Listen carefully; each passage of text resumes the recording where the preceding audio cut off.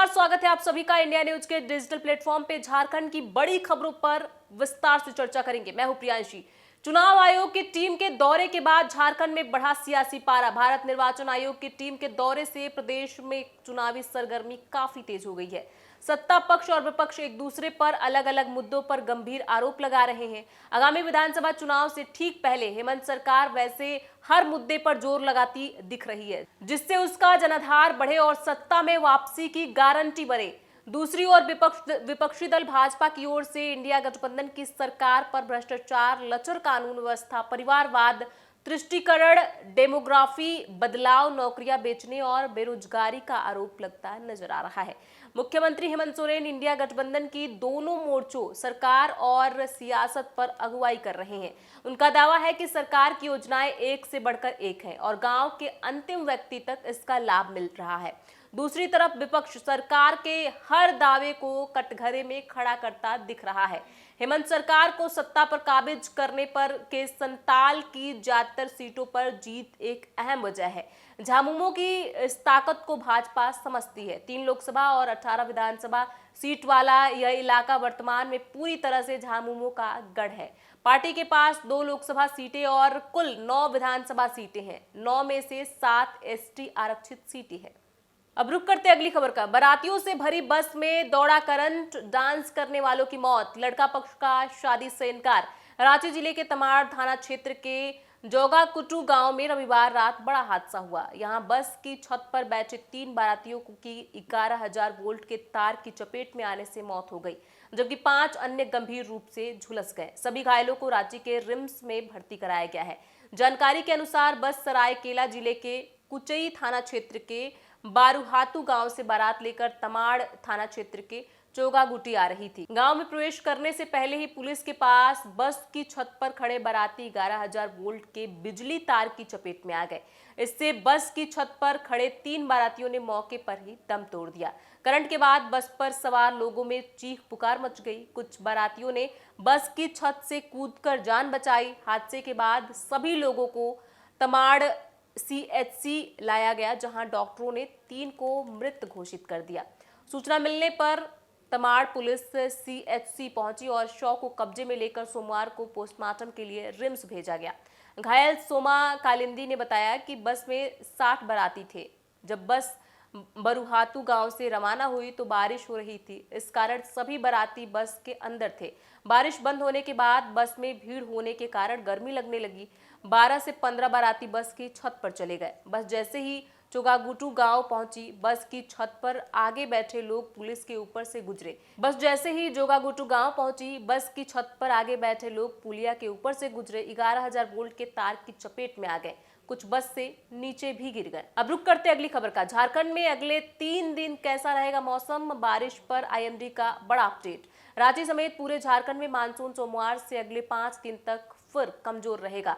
मौसम विभाग के अनुसार 19 जुलाई तक कुछ स्थानों पर हल्की बारिश या बूंदाबांदी के आसार हैं। ऐसे में खरीफ फसल की खेती में जुटे किसानों को बिचड़ा लगाने में परेशानी हो सकती है। हालांकि 20 जुलाई से मानसून के फिर रफ्तार पकड़ सकता है। रविवार को रांची में हल्की बारिश से मौसम सुहाना रहेगा। रांची मौसम विज्ञान केंद्र के मुताबिक सोमवार और मंगलवार को सूबे में कहीं कहीं हल्की बारिश होगी। 17 को रांची, बोकारो, गुमला, हाजीपुर, खूंटी, रामगढ़, पूर्वी एवं पश्चिम सिंहभूम, सरायकेला और सिमडेगा में हल्के दर्जे की बारिश के आसार हैं। साहिबगंज में गंगा का जलस्तर रविवार की सुबह लाल निशान को पार कर गया। यहां 26.25 मीटर पर गंगा का जलस्तर लाल निशान को पार कर जाता है। प्रति घंटा 1 सेमी की रफ्तार से गंगा का जलस्तर बढ़ रहा है। केंद्रीय जल आयोग के रिपोर्ट के मुताबिक आज सुबह 6 बजे 26.19 मीटर पर था। शाम 6 बजे तक यहां गंगा का जलस्तर 26.31 मीटर पर पहुंच गया। लेकिन पटना, मुंगेर, भागलपुर व कहलगांव में गंगा का जलस्तर बढ़ रहा है। साहिबगंज में भी अगले 24 घंटे में गंगा का जलस्तर बढ़ने की आशंका जताई जा रही है।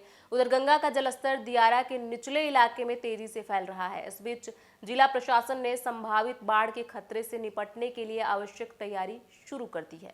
अब रुक करते अगली खबर का। झारखंड के कई जिलों में तोड़े जा सकते हैं 206 घर, एनजीटी के नोटिस के चलते कार्रवाई।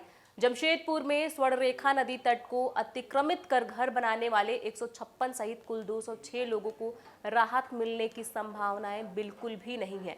इन सभी के खिलाफ झारखंड लोक भूमि अतिक्रमण एक्ट के तहत कार्रवाई जारी रहेगी। संभव है कि इनके घर भी तोड़े जा सकते हैं। सोमवार को रांची स्थित प्रोजेक्ट भवन में मुख्य सचिव एल ख्यागते के साथ हुई जिला प्रशासन की बैठक में कार्रवाई जारी रहने का निर्णय हुआ।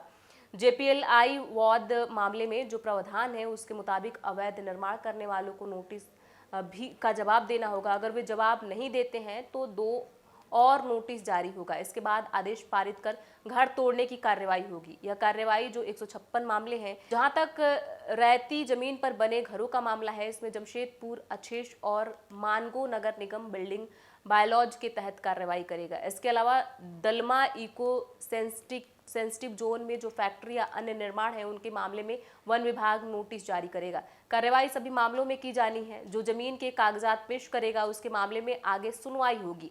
सरकारी भूमि पर जो 156 नोटिस हुए हैं उनमें से 140 पर जमशेदपुर अंचल क्षेत्र के बुढ़ियाड़ी क्षेत्र में है। मानगो अंचल में 16 घर हैं। इनमें से मानगो नगर निगम के पुराने वार्ड 8 में 3 और वार्ड 10 में 13 निर्माण शामिल हैं। इसके अलावा दलमा के इको सेंसिटिव जोन में हुए निर्माण भी कार्रवाई के दायरे में है। अब रुक करते अगली खबर का। रांची में कल मेन रोड में 10 बजे से वाहनों के प्रवेश पर रोक।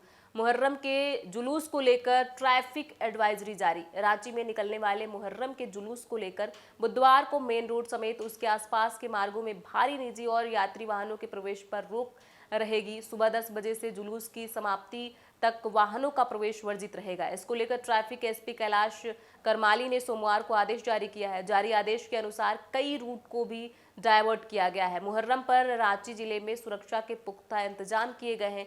200 से अधिक स्थानों पर पुलिस बल की प्रतिनियुक्ति की गई है। पुलिस गश्त के साथ क्यूआरटी भी रहेगी। क्यूआरटी में पुलिस के वरीय अधिकारी रहेंगे। सोमवार को केंद्रीय शांति समिति की बैठक में उपायुक्त राहुल कुमार सिन्हा और एसएसपी चंदन सिन्हा ने इसकी जानकारी दी। बैठक में सभी से शांतिपूर्ण तरीके से मुहर्रम मनाने और इसमें सहयोग करने की अपील की। शांति समिति के सदस्यों को बताया गया कि सोशल मीडिया पर पैनी नजर रखी जाएगी। जितने भी संवेदनशील स्थान है वहां सीसीटीवी लगाने का कार्य किया जाएगा। कंट्रोल रूम से लगातार सोशल मीडिया पर नजर रखी जा रही है। दोनों अधिकारियों ने शहर के लोगों से कहा है कि आपत्तिजनक या भड़काऊ पोस्ट, फोटो या वीडियो प्राप्त हो तो कंट्रोल रूम को भेजें ताकि उस पर कार्रवाई की जा सके। झारखंड की बड़ी खबरों पर विस्तार से चर्चा करते रहेंगे। इन खबरों पर आपकी क्या राय है, हमें कमेंट बॉक्स में लिख के जरूर बताएं। बहुत बहुत शुक्रिया।